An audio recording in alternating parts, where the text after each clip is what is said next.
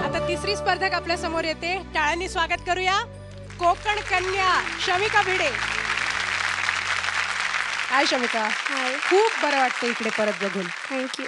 कसं वाटतंय तुला? जबाबदारी आता थोडी वाढली. म्हणजे 100% जे देत होतो ते 101% दिलं पाहिजे असं वाटतं. सजना पुन्हा स्मरशील ना, सजना पुन्हा स्मरशील ना, सजना पुन्हा स्मरशील ना, साऱ्या खुणा सजना पुन्हा, साऱ्या खुणा सजना पुन्हा स्मरशील ना, सजना पुन्हा स्मरशील ना.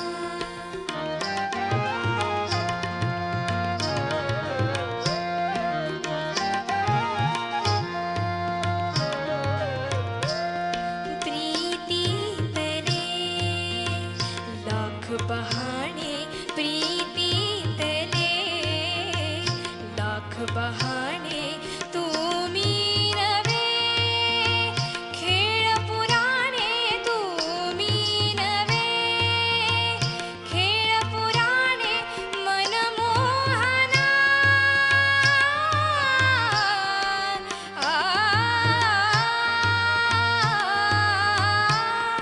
मनमोहना मनमोहना मनमोहना सजना पुन्हा स्मरशील ना, सजना पुन्हा, सजना पुन्हा, सजना पुन्हा स्मरशील ना. खूप छान झालं. आपण आधी परीक्षकांना विचारूया आणि नंतर मला तुला काहीतरी विचारायचं. बरं. छान. मला सगळ्यात काय आवडलं असेल तुझ्या गाण्यातलं तर एक्सप्रेशन्स. थँक्यू. गाणं अवघड आहेच पण त्याच्यातल्या जागा सफाईने पेश केल्यास आणि फक्त लोअर नोट्समध्ये थोडं मला वाटत होतं की तुला स्वतःला तो त्रास होतोय. बरोबर? हां, तर तेवढं फक्त गळ्याला तयार कर. म्हणजे जे मार्क मी तुला देईन ते एक्सप्रेशन्सचे मार्क आहेत. कारण आता तुमच्या ग्रुपकडनं आम्हाला ह्या सगळ्या बाबींची अपेक्षा आहे. सूर ताल तर असलेच पाहिजेत पण बरोबरीने एक्सप्रेशन्स. हां, तर एक्सप्रेशन्स मस्ट होते आणि ते तू दिलेस. Very good. सर्वात पहिल्यांदा म्हणजे तू जो त्या अंतऱ्यामध्ये चंबू वगैरे केलास की नाही तोंडाचा, छान वाटला. म्हणजे असं ते त्याच्यात ती एक्सप्रेशन असं काहीतरी केलं ना, असं का कोणते शब्द होते ते असं अंतरानंतरची सजना पुन्हा हां, असं ते एकदम म्हणजे सॉलिड आहे, एकदम फॅन्टॅस्टिक. म्हणजे तू जसजशा पुढच्या ह्याच्यावर चाललीस तसं तुझा कॉन्फिडन्स वाढतोय आणि तुझं प्रेझेंटेशन, तुझं ओव्हरऑल गायकी ही जास्त चांगल्या प्रकारे खुलून बाहेर यायला लागली आहे. त्यामुळे जर का अशीच तू चालत राहिलीस तर फायनलमध्ये काय गाशील. Thank you sir. तुझ्या सगळ्यात काय जे मला आवडलं असेल तर तुझ्या आवाजाची क्वालिटी. अतिशय गोड मधुर आवाज आहे तुझा. थँक्यू. आणि तो तसाच टिकव बरं का. तू मगाशी मनमोहना वरचा गंधार लावताना अगदी आडनावासारखी भिडलीस. मस्त गंधार लागला. थँक्यू. फक्त खाली जी हरकत येत असताना खालपर्यंत आपले सूर स्वच्छ दाणेदार हरकत येत आहे की नाही, ताण दाणेदार येत आहे की नाही, इथेही थोडंसं लक्ष दिलंस ना तर आणखीन गाणं सुंदर होईल. थँक्यू. All the best. मस्त गायलीस. क्या बात आहे शमिका. Very good. अच्छा मला सांग, तुमचं स्वतःचं रेस्टॉरंट आहे ना कोकणात?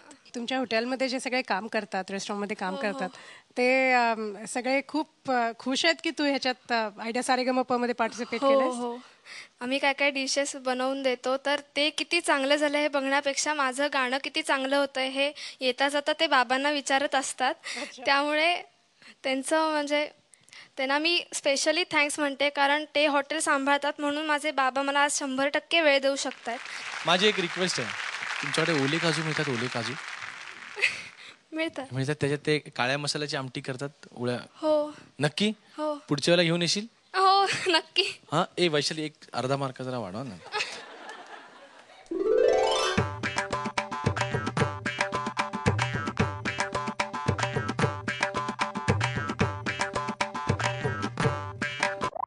2 पण मिळालेत. Very good start. Thank you. All the best. यानंतर पुढची स्पर्धक आपल्या समोर येते शाल्मली टिपरे, शाल्मली सुपटणकर. कशी आहे शाल्मली? बरी आहे. कसं वाटतंय पुढच्या फेरीत येऊन? मस्त वाटतंय. मस्त वाटतंय ना? कॉम्पिटिशन खूप टफ झाली आहे. येस. दिसचार झाले मना हो पाखरू हो ना दिसचार झाले मना हो पाखरू हो ना पान पान आरताणी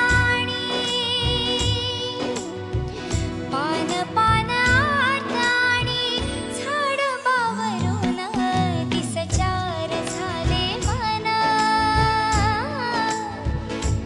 हो पाखरू होऊन दिसचार झाले मना हो पाखरू होऊन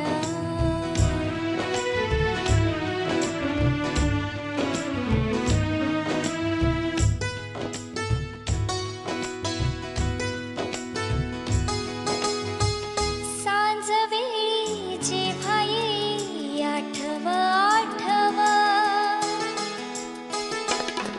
हो सांज वेळी जेव्हा येई आठव आठव दूर कुठे मंदिरात होई घंटारव ओभांगावर राही काटा सरसरून दिसचार झाले मना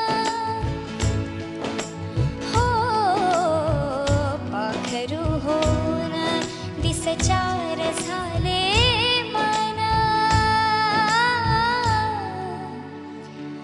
पाखरू होऊन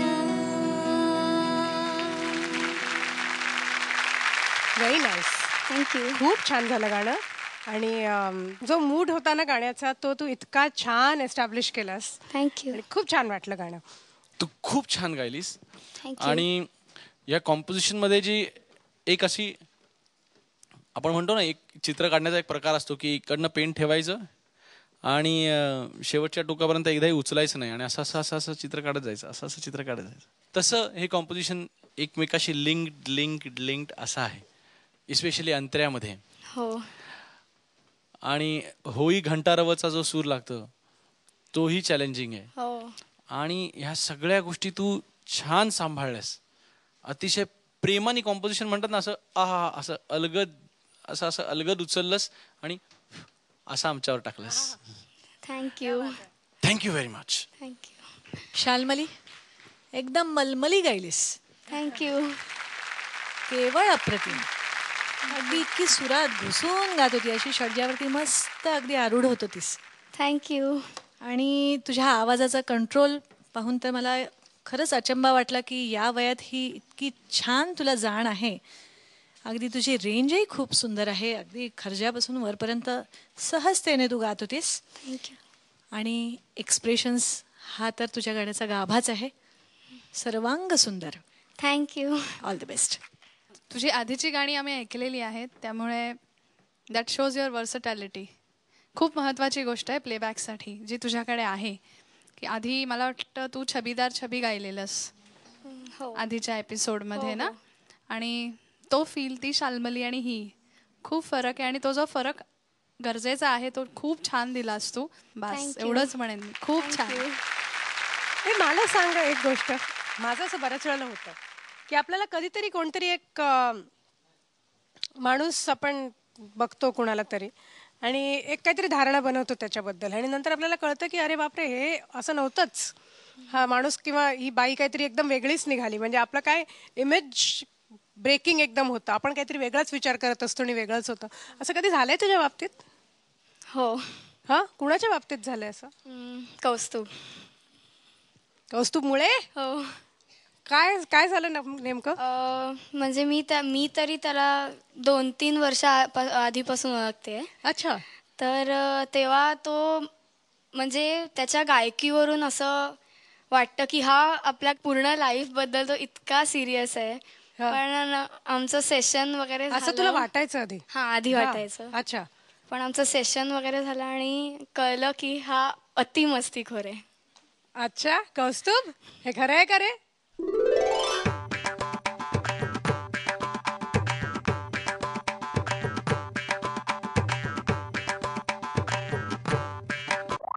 अवधूत दादांनी प दिलाय, वैशाली ताईंनी ध दिलाय. पल्लवी जोशी आहे म्हणजे ती छान दिसते, छान बोलते, चांगली आहे, गोड आहे, सगळ्यांना सांभाळून घेते वगैरे. असं आहे की असतं तसं नसतं. माझा विषय गाण्या म्हणायचंय काय? नाही.